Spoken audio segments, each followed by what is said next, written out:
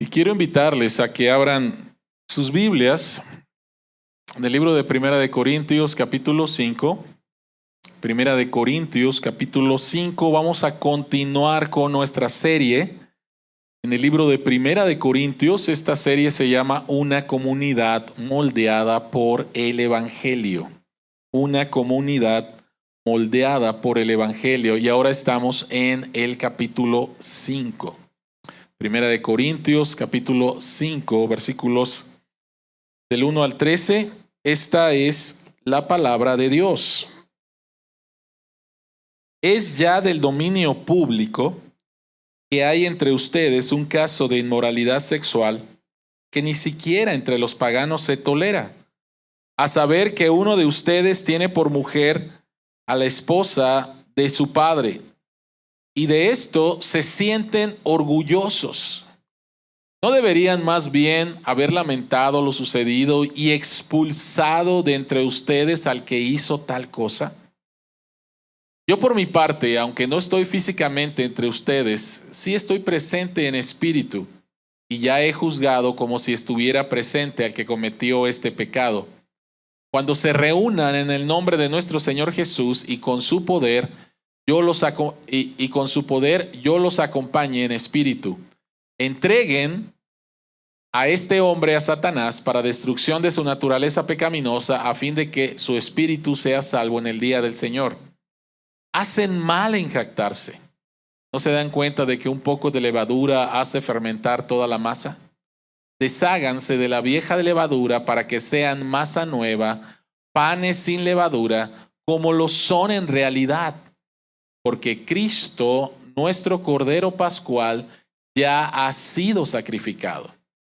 Así que celebremos nuestra Pascua no con la vieja levadura, que es la malicia y la perversidad, sino con pan sin levadura, que es la sinceridad y la verdad. Por carta ya les he dicho que no se relacionen con personas inmorales. Por supuesto, no me refería a la gente inmoral de este mundo, ni a los avaros, estafadores o idólatras. En tal caso, tendrían ustedes que salirse de este mundo. Pero en esta carta quiero aclararles que no deben relacionarse con nadie que llamándose hermano sea inmoral o avaro o idólatra, calumniador, borracho o estafador. Con tal persona ni siquiera deben juntarse para comer. ¿Acaso me toca a mí juzgar a los de afuera? ¿No son ustedes los que deben juzgar a los de adentro? Dios juzgará a los de afuera. Expulsen al malvado de entre ustedes. Oremos. Al acercarnos, Señor, a tu palabra, queremos rogarte nuevamente en el nombre de Jesús que tú abras nuestros ojos para ver las maravillas que hay en tu ley, que tu Espíritu Santo nos guíe a toda verdad, la verdad del Evangelio y ser transformados. En nombre de Jesús oramos. Amén. Capítulo 5 del libro de Corintios, Pablo cambia el tema. Pablo ha estado 4 capítulos hablando acerca de la división dentro de la iglesia. Y hemos estado hablando acerca de esto en los domingos, que estas divisiones dentro de la iglesia tenían que ver especialmente con traer valores de la cultura y tratar de traerlos adentro de la iglesia. Y había gente dentro de la iglesia de Corinto que creían que tenían una sabiduría superior, un poder superior, y con esto estaban ellos juzgando a los apóstoles, en especial al apóstol Pablo. Y ahora él va a tratar otro problema. Capítulo 5 va a tratar otro problema. Y es un problema, lo pueden ver ahí en los versículos, en el versículo 1. Y tiene que ver con pecado dentro de la iglesia. Tiene que ver con pecado dentro de la iglesia. ¿Hay pecado dentro de la iglesia? Sí, hay pecado dentro de la iglesia. Vamos a hablar acerca de eso. Pero el punto aquí en especial tiene que ver con, por un lado, la actitud sin arrepentimiento de esta persona y la actitud de la iglesia que no hace absolutamente nada al saber lo que está pasando con un miembro de la iglesia que está sin arrepentimiento. Y esto es bien importante de entender. Vamos a hablar acerca de lo que Pablo dice aquí, pero tenemos que entender que Pablo está tratando con un caso de un miembro de la iglesia que está sin arrepentirse y la iglesia no está haciendo absolutamente nada. La iglesia no está haciendo absolutamente nada. Hace algunas semanas, hablando acerca del evangelio, hay personas que piensan que cuando hablamos acerca del evangelio y del evangelio de gracia, el pecado ya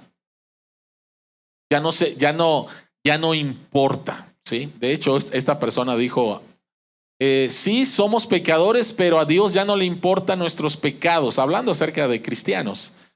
Yo le dije, la primera parte que acabas de decir es cierto, como cristianos todavía estamos batallando con el pecado remanente, tienes toda la verdad. Pero lo segundo que has dicho, de que a Dios ya no le importan nuestros pecados, eso no es cierto. Entonces la pregunta que queremos contestar en esta mañana es, ¿por qué el pecado importa en la vida de la iglesia? ¿Cuál es el problema del pecado en la vida de la iglesia? Nuevamente, no estoy hablando acerca de que cada uno de nosotros batalla con el pecado. El pasaje que leímos de Hebreos hace un momento, en Hebreos capítulo 12, dice, todavía ustedes en su batalla con el pecado. Entonces se da a entender que cada cristiano todavía batallamos con, ¿sí? Entonces ese no es el problema. El problema otra vez tiene que ver que en nuestra batalla con el pecado no nos arrepentimos, queremos vivir de esa manera y la iglesia no está haciendo absolutamente nada. ¿Por qué el pecado importa en la vida de la iglesia? Y si tienes ahí tu bosquejo, la respuesta, lo que vamos a ver para contestar esta pregunta son tres cosas. Vamos a hablar acerca del diseño de la iglesia, vamos a hablar acerca de la formación de la iglesia y vamos a hablar acerca de la misión de la iglesia. El diseño de la iglesia, la formación de la iglesia y entonces la misión de la iglesia. ¿Por qué el pecado importa? Hablemos acerca del diseño de la iglesia. Vean el versículo 1, dice, es ya del dominio público, o sea, toda la iglesia lo sabía. Y no tan solo la iglesia, sino afuera de la iglesia lo sabían. Es ya del dominio público que hay entre ustedes un caso de inmoralidad sexual que ni siquiera entre los paganos se tolera. O sea, había algo dentro de la iglesia que ni siquiera afuera lo practicaban. A saber, que uno de ustedes tiene por mujer a la esposa de su padre y de esto se sienten orgullosos. ¿No deberían más bien haber lamentado lo sucedido y expulsado de entre ustedes al que hizo tal cosa? De eso se trata todo el pasaje. De eso se trata todo el pasaje. Hay un miembro de la iglesia practicando sin arrepentirse. Este caso está viviendo posiblemente, está teniendo relaciones sexuales con la esposa de su padre. La iglesia lo sabe. Y la iglesia no está haciendo absolutamente nada. Y el consejo de Pablo, la orden del Pablo, desde el principio, él lo va a repetir 3 veces. A un miembro sin arrepentimiento, dice, por favor, expúlsenlo de la iglesia. Vamos a hablar acerca de esto. Pero desde el principio tenemos que tener muy claro lo que Pablo está diciendo. Y Pablo, nuevamente, va a tratar con el caso de esta persona, pero más con la actitud de la iglesia que no está haciendo absolutamente nada al saber lo que está pasando. Hay pecado dentro de la iglesia, pecado dentro de la iglesia. Entonces, ¿por qué importa el pecado en el diseño de la iglesia, porque todos sabemos que el pecado va a afectar lo que Dios ha hecho. Siendo Dios el diseñador de la vida y entendiendo Génesis capítulo 3, Dios diseñó nuestro mundo, el pecado entra y echa a perder, contamina el perfecto diseño de Dios. El perfecto diseño de Dios. Este pecado en particular, encontramos en el Antiguo Testamento, dos mandamientos con respecto a esto. En Deuteronomio capítulo 22:30 dice: ningún hombre tendrá relaciones íntimas con la esposa de su padre, ya que usurpa sus derechos de esposo. Deuteronomio 27:20 dice: maldito sea quien se acueste con la mujer de su padre, pues con tal acción deshonra el lecho de su padre. Ahora, nuevamente, Dios tiene un diseño para cada área de nuestra vida. El pecado, nuevamente, mancha, contamina el diseño de Dios. Y este no es el único pecado que Pablo menciona. Si ustedes ven, por favor, en el versículo 11, él menciona otra clase de pecados. Él no está nuevamente maximizando el pecado sexual como si fuera lo más horrible, porque todo pecado nuevamente es igual delante de Dios. Pero en el versículo 11, él menciona acerca de la avaricia, la idolatría, las mentiras, el alcoholismo y el estar robando a otras personas. O sea, aunque hay un tema específico, hay un pecado específico, no debemos irnos con la idea nuevamente que hay pecados más grandes que otros. Todo pecado delante del Señor nuevamente es pecado. Consecuencias diferentes, sí, consecuencias diferentes, pero no podemos maximizar uno por encima del otro. Ahora, ¿qué es lo que está diciendo Pablo aquí? Lo que Pablo está diciendo es lo que está pasando en la iglesia con esta persona que no está arrepentida y con ustedes que no están haciendo absolutamente nada. Ustedes están en contra del diseño de Dios para la vida y para la iglesia. Dios nos ha dado estos mandamientos. Ahora, los mandamientos de Dios tienen como fin dar vida y libertad. No fueron dados para robar tu vida y tu libertad. El propósito de los mandamientos de Dios son para que sepas cómo Él diseñó la vida como el creador. Para muchas personas, Dios es el aguafiestas cósmico que está viendo quién está feliz en la tierra y entonces le va a dar un garrotazo para que no sea feliz, porque Dios es un aguafiestas, ¿no? Y los mandamientos de Dios simplemente son esos: restricciones para mi felicidad y para mi libertad. Pero no es así. Dos ejemplos. El primero de ellos, por favor, piensa en un pez, en una pecera grande, ¿no? Y el pez es libre dentro de los límites de la pecera con agua. Si tú, vamos a imaginarnos que te pudieras comunicar con el pez y le dijeras al pez: uy, qué limitada tu vida. No sabes lo que hay afuera de tu pecera con agua. Te reto a que salgas y que no te quedes ahí limitado. Bueno, en este ejemplo que estoy diciendo, si el pez sale de sus límites, lo único que va a encontrar es muerte, porque fue diseñado para vivir dentro del agua, en los límites del agua. Entonces, los mandamientos que Dios nos da en su palabra no son para robarnos nuestra libertad o nuestra vida, es todo lo contrario. Los mandamientos de Dios son con el fin de darnos vida y libertad. Otro ejemplo, nuevamente, supón por favor que tu hijo chiquito de 3 años, de repente tú lo ves o él quiere agarrar un cuchillo, ¿no? Y tú le dices: no puedes hacerlo. Tú le estás dando una orden, tú le estás poniendo un límite y lo estás haciendo no para fastidiarlo, lo estás haciendo para cuidarlo y protegerlo. Entonces, lo primero que Pablo está diciendo aquí es que la iglesia y esta persona no arrepentida están viviendo fuera del diseño de Dios y que este pecado lo que va a hacer es simplemente causar o está ya causando problemas dentro de la iglesia, ¿sí? En segundo lugar, una de las cosas y la que más va a tratar Pablo en este pasaje es por qué la iglesia no ha hecho absolutamente nada.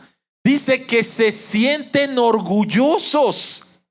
Saben qué es lo que está pasando y se sienten orgullosos. Y la pregunta es ¿por qué? O sea, ¿por qué la iglesia se siente orgullosa de la actitud de esta persona que no se arrepiente de sus pecados? ¿Cuál es el problema? Y el problema es lo que hemos visto en los capítulos pasados acerca de un grupito dentro de la iglesia en Corinto que cree que tiene un conocimiento y una sabiduría mayor y que por lo tanto esa sabiduría y conocimiento los hacen superiores incluso ante los mandamientos de Dios. Ellos creían tener un conocimiento y sabiduría superior y eso les permitía desestimar partes de la ley de Dios y sus mandamientos. Pablo les dice, ¿han estado orgullosos de la manera en que ustedes creen que son sabios y no lo son? ¿Han estado orgullosos de la manera en que ustedes se creen poderosos y no lo son? Y ahora ustedes están orgullosos al permitir un pecado dentro de la iglesia y están mal. Están orgullosos de eso y están completamente mal. Y en un momento más nos va a decir cuál es la razón. Un grupo de psicólogos en los Estados Unidos hizo un estudio para gente poderosa, gente gerentes de empresas poderosos. Y parte del estudio tenía que ver con su actitud con respecto a las leyes de tránsito y a pasar los límites de velocidad. ¿Cuál era la actitud de estas personas poderosas, gerentes de empresas muy importantes? ¿Cuál era su actitud con respecto a los límites de velocidad? Lo interesante fue que el estudio reflejó que para estas personas el rebasar los límites de velocidad no era ningún problema. Y cuando les preguntaron el por qué, la razón fue esta.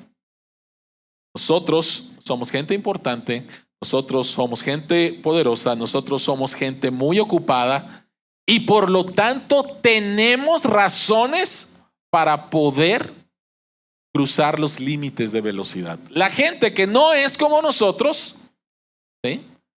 Para ellos son los que tienen que respetar los límites de velocidad, ¿no? Nosotros somos diferentes.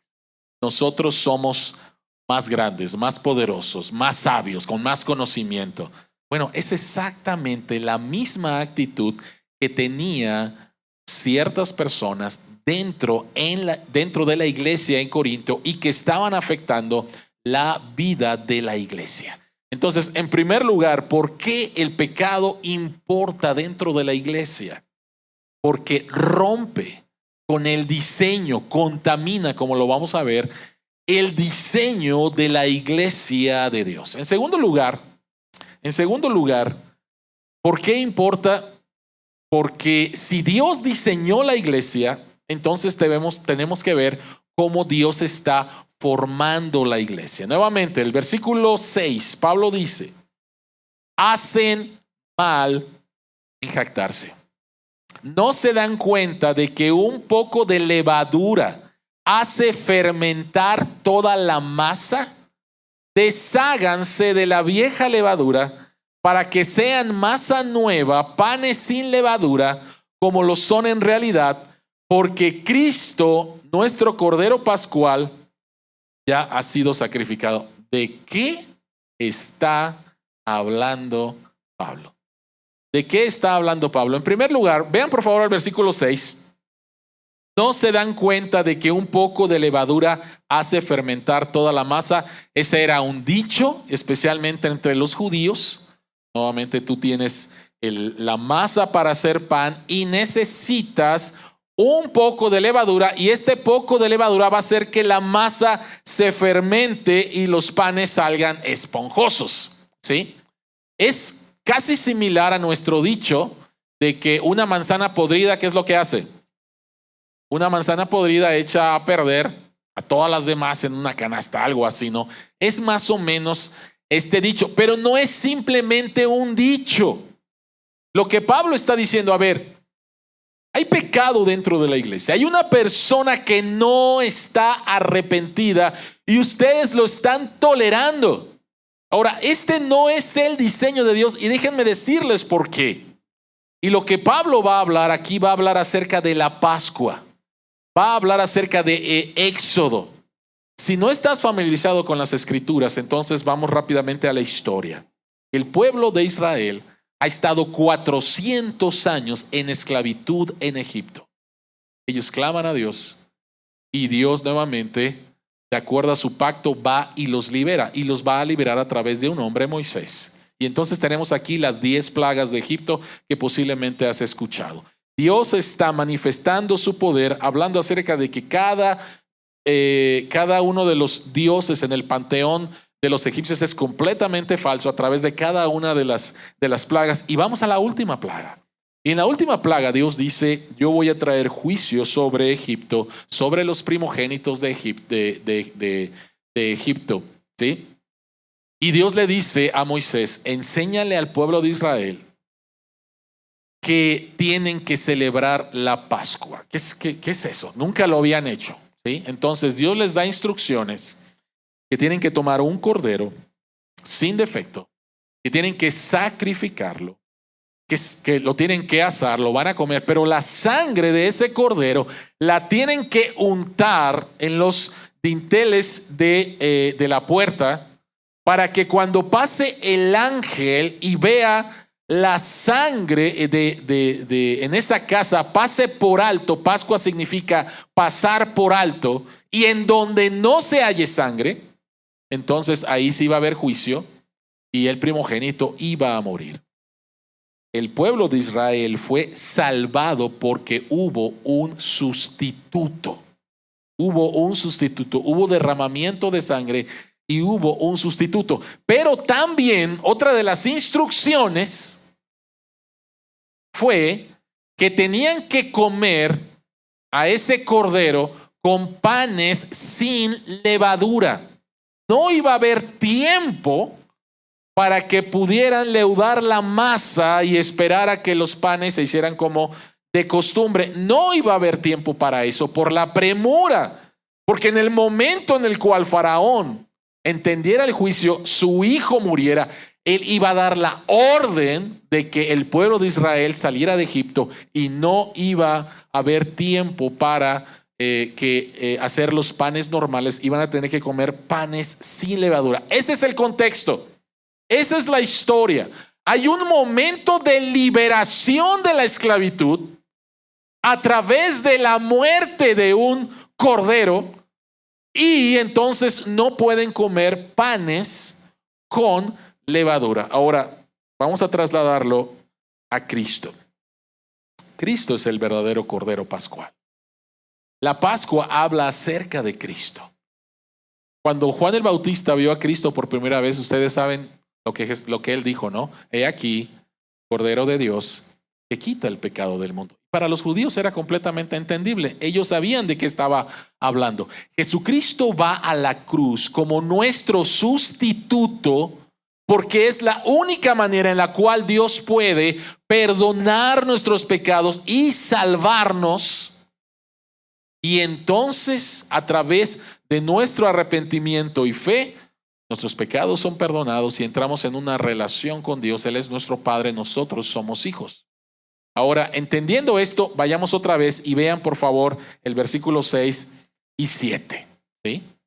Les dice: desháganse de la vieja levadura. La levadura en el Antiguo Testamento era una ilustración del pecado. Una pequeña parte de levadura va a contaminar toda la masa. Entonces, Pablo les está diciendo, señores, esta persona que no está arrepentida y que ustedes lo están tolerando, lo que va a hacer es que va a contaminar toda la iglesia y van a tener un punto de vista con respecto al pecado completamente equivocado y se van a desviar completamente. No debe de ser así. ¿Por qué? Porque ustedes, quiero que noten por favor, dice, son en realidad masa nueva. Ustedes han sido liberados de la esclavitud del pecado. Los israelitas fueron liberados de la esclavitud de Egipto. Bueno, ustedes han sido liberados de la esclavitud del pecado. No son masa con levadura, son masa nueva. Esto es lo que son. Y por lo tanto, si ustedes están tolerando a esta persona sin arrepentimiento, ustedes están viviendo de acuerdo a lo que no son. Ese es el punto. Ustedes están viviendo de acuerdo a lo que no son. Por lo tanto, Pablo dice, aquí, así que celebremos nuestra Pascua, no con la vieja levadura, que es la malicia y la perversidad, sino con pan sin levadura, que es la sinceridad y la verdad. ¿Cómo Dios está formando su iglesia? ¿Cómo Dios está formando su iglesia? Para muchas personas, Dios está formando la iglesia. Para muchas personas, la iglesia es la comunidad de personas sin pecado y perfectas. Esto no es lo que dice las Escrituras. Esto no es lo que dice las Escrituras. Las Escrituras dicen que Dios está formando su iglesia a través de personas que se han arrepentido de sus pecados, han confiado en Jesucristo y entran en un proceso, como lo decimos todos los domingos aquí en Cordero, de arrepentimiento, fe y obediencia, arrepentimiento, fe y obediencia. Pero ¿qué es lo que está pasando nuevamente ahí en la iglesia? Que hay un caso de una persona sin arrepentimiento, la iglesia lo sabe y no están haciendo absolutamente nada. Entonces Pablo dice, entreguen a este hombre a Satanás para destrucción de su naturaleza pecaminosa, a fin de que su espíritu sea salvo en el día del Señor. Y la pregunta es, ¿de qué está hablando Pablo?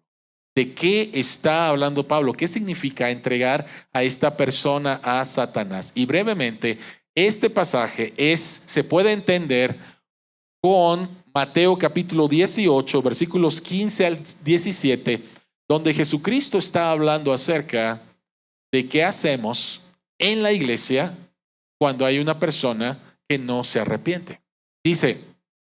Jesucristo dice, si tu hermano peca contra ti, ve a solas con él y hazle ver su falta. Si te hace caso, has ganado a tu hermano. O sea, hay arrepentimiento. Y entonces las cosas están bien. Dice, pero si no, o sea, no hay arrepentimiento, lleva contigo a uno o dos más para que todo asunto se resuelva mediante el testimonio de 2 o 3 testigos. Pero si no hay arrepentimiento, si se niega a hacerles caso a ellos, díselo a la iglesia. Y si incluso a la iglesia no le hace caso, trátalo como si fuera un incrédulo o un renegado.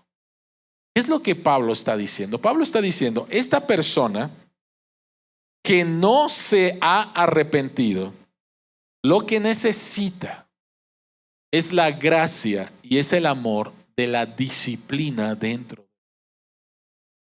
para traerlo nuevamente al Señor. O sea, tenemos aquí, no estamos hablando de no creyentes, estamos hablando de creyentes o de personas que dicen que son creyentes, donde hay un caso y no hay arrepentimiento. ¿Y cómo lo tratas? Y lo que Pablo dice en el versículo 2 es expúlsenlo.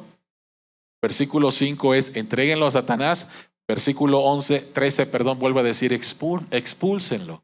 Ahora, esto puede sonar muy fuerte, porque pareciera que se está tratando a esta persona sin misericordia, pero es todo lo contrario. Es todo lo contrario. El fin de la disciplina eclesiástica, de la disciplina dentro de la iglesia, es para restauración. no es para destrucción, es para la restauración. Retirar a un miembro de la iglesia no arrepentido, y esta es la clave, no arrepentido de la comunión cristiana, tiene la intención de revelar un estado real de incredulidad o de llevar al ofensor al final de sí mismo para que regrese a Cristo en arrepentimiento y fe. Voy a poner otra vez el texto. Vean por favor al final del versículo 5. Que sea salvo en el día del Señor.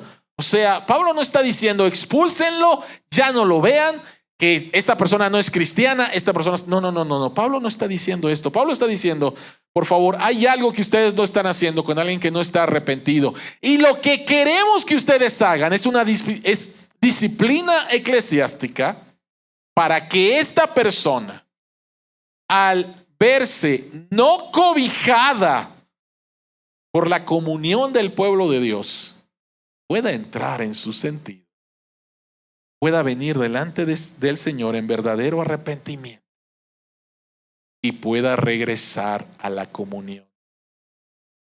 Ese es el punto. El punto es que la iglesia no estaba haciendo absolutamente nada. ¿Cómo es que Dios está formando a la iglesia? La iglesia es formada por Jesucristo por medio del arrepentimiento. La iglesia no es formada por la perfección de personas sin pecado. La iglesia de Jesucristo es formada por personas pecadoras que vienen a Él en arrepentimiento y fe. Así es como Dios forma su iglesia. Y cuando hablamos acerca del arrepentimiento, estamos hablando acerca de que nos damos cuenta que hemos actuado contra Dios, que nos damos cuenta de que el problema es nuestro corazón, que tenemos dolor por lo que está pasando y de que creemos que Jesucristo es la solución tanto para el perdón como para la restauración. Ese es un verdadero arrepentimiento. El arrepentimiento no es volverte del mal al bien. El arrepentimiento es volverte del pecado de tu corazón a una persona, a Jesús, quien te transforma y produce en ti los frutos de sinceridad y verdad. Hay muchas personas que piensan que la vida cristiana se trata de que seas bueno. Eso no se trata de la vida cristiana. Lleva a los niños a la iglesia porque ahí les van a enseñar moralidad. Eso no se trata la iglesia. El arrepentimiento no es de que te conviertas del mal al bien. Cualquier persona puede hacerlo. El verdadero arrepentimiento es convertirte del mal que hay en tu corazón, de la idolatría que hay en tu corazón, a una persona. Y esta es Jesucristo, quien te transforma. ¿Ok? Este es el punto. Piensa por favor en una mujer de escasos recursos que cría a su único hijo con sacrificios para que tenga una buena educación, sea una buena persona, ayude a su prójimo. Y esta mujer se sacrifica. Y en base a sus sacrificios, hijo se gradúa de una buena universidad y se convierte en un exitoso profesionista. Que no le habla a su madre, que no busca a su madre, que no ayuda a su madre, pero vive un excelente trabajador que ayuda a otras personas, que es bastante moral en su vida. ¿Está bien? No está bien.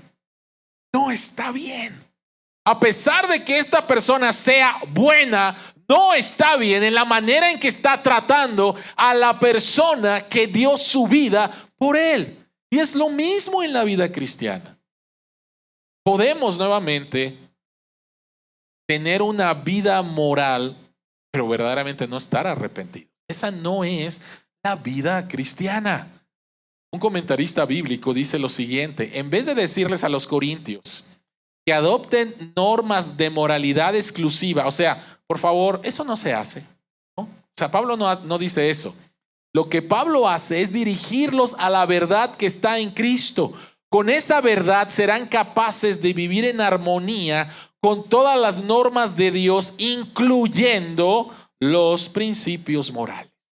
La vida cristiana es una vida de constante arrepentimiento, fe y obediencia. Cuando entramos en desobediencia, arrepentimiento, fe y obediencia. Cuando entramos en desobediencia, el problema es cuando no nos arrepentimos. Ahí está el problema. Ahí está el problema. Porque la vida cristiana nuevamente es una vida de arrepentimiento.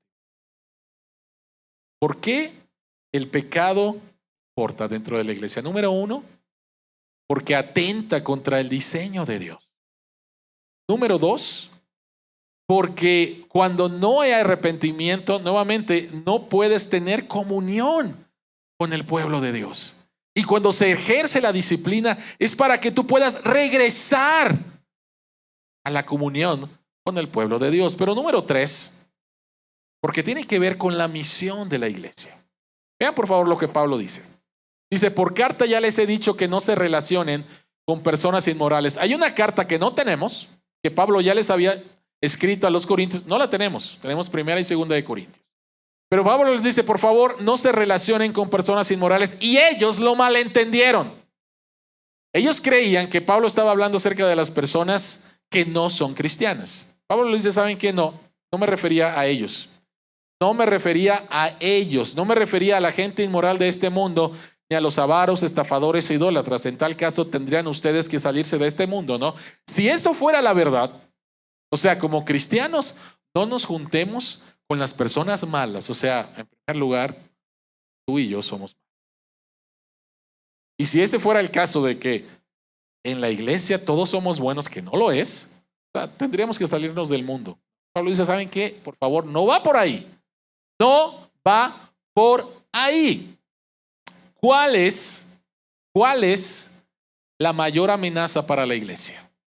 Y para muchas personas, la mayor amenaza para la iglesia está allá afuera. No es cierto, esa no es la mayor. ¿Hay una amenaza de afuera? Sí, hay una amenaza, ¿sí? Pero esa no es la mayor amenaza. La mayor amenaza para la iglesia no es fuera de ella, en el mundo. La mayor amenaza de la iglesia es la falta de arrepentimiento dentro de ella. Adoptar los valores, pensar que Dios no tiene ningún problema con esos valores, vivir así dentro de la iglesia con falta de arrepentimiento. Este es el mayor problema dentro de la iglesia. ¿Por qué? Porque la iglesia debe de ser una comunidad distinta. Pero quiero aclarar qué significa distinto. Dice, pero en esta carta quiero aclararles que no deben relacionarse con nadie que llamándose hermano sea inmoral, avaro, idólatra, calumniador, borracho o estafador. Con tal persona ni siquiera deben juntarse para comer. Aquí juntarse para comer significa celebrar la Santa Cena. ¿Ok? ¿Qué es lo que está pasando? ¿Qué es lo que pasa? No quiero que nos vayamos de aquí con una idea equivocada. Y posiblemente tú estás leyendo esto y dices, a ver, yo me llamo hermano. Yo soy cristiano. ¿Saben qué? Yo tengo problemas en diferentes áreas en mi vida. Puedo tener problemas en mi vida sexual, puedo tener problemas en mi vida de codicia, puedo tener problemas de idolatría de mi corazón, puedo tener problemas con el alcohol, puedo tener problemas nuevamente con... O sea, a ver, no se trata, y este es el punto, no se trata de que tú y yo tengamos problemas con el pecado. Tú y yo tenemos problemas con el pecado. Déjenme decir algo. Para algunos cristianos el pecado nuevamente son cosas grandes. Por eso es que me gusta mucho que Pablo está hablando acerca de la inmoralidad sexual, pero Pablo está hablando acerca de la codicia. Que Pablo está hablando acerca de la inmoralidad sexual, pero Pablo está hablando acerca de las mentiras. O sea, y de repente nos podemos ir con la idea equivocada de que el pecado son simplemente acciones, cuando el pecado es una condición de nuestro corazón. Y las acciones que hacemos tienen como fuente algo dentro de nuestro corazón que es de lo que verdaderamente nos tenemos que arrepentir. Tú tienes problemas con el pecado, yo tengo problemas. El punto nuevamente es, Pablo dice, no se relacionen con nadie que llamándose hermano viva en estos pecados sin arrepentimiento. Ese es el todo de la carta. Ese es el todo de la carta. Una vida dentro de la iglesia, arrepentimiento. La iglesia es una comunidad distinta con base al arrepentimiento. La iglesia es una comunidad distinta con base al arrepentimiento. El arrepentimiento nos lleva a Jesús y Jesús nos da el poder para obedecer. Y cuando desobedecemos, otra vez, vamos a Dios en arrepentimiento porque Jesucristo ya trató con Él en la cruz. Y entonces continuamos en nuestra relación. Querida iglesia, la marca, una de las marcas que debe de haber en la iglesia es precisamente esto: ser una iglesia de arrepentimiento, ser una iglesia de gracia, ser una iglesia donde una persona pueda encontrar verdadero refugio sabiendo que no se hace diferente absolutamente nada. Yo fui salvado por gracia. Yo todavía batallo con ciertos pecados. Yo sé a quién.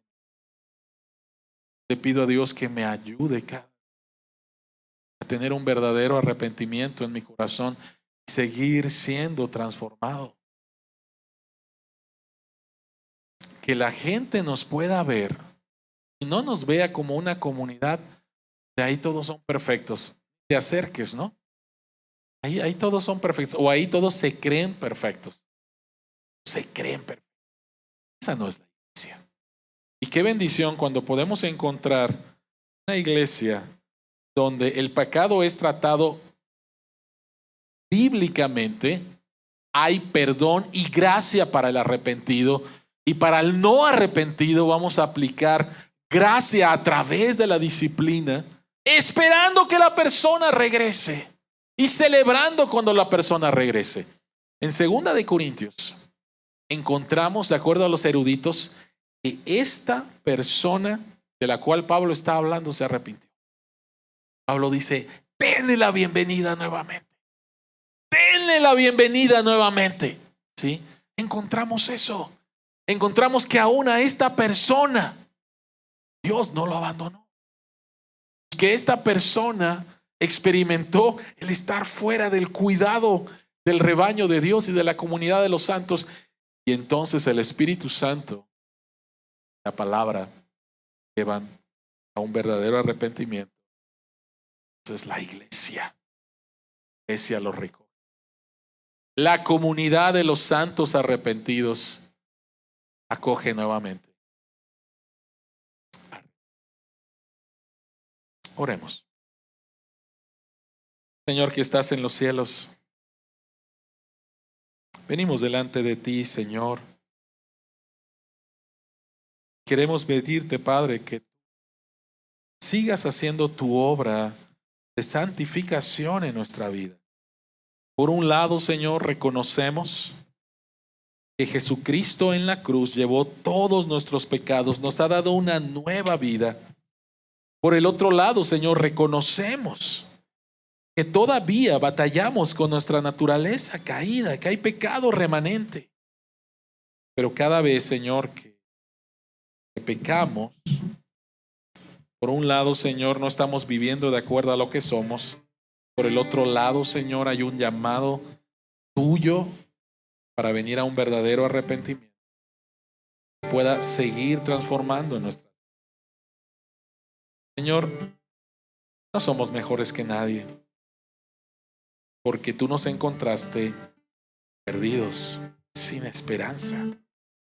Así que, Señor, en nuestro trato con otras personas, ayúdanos siempre, Señor, a manifestar gracia, misericordia.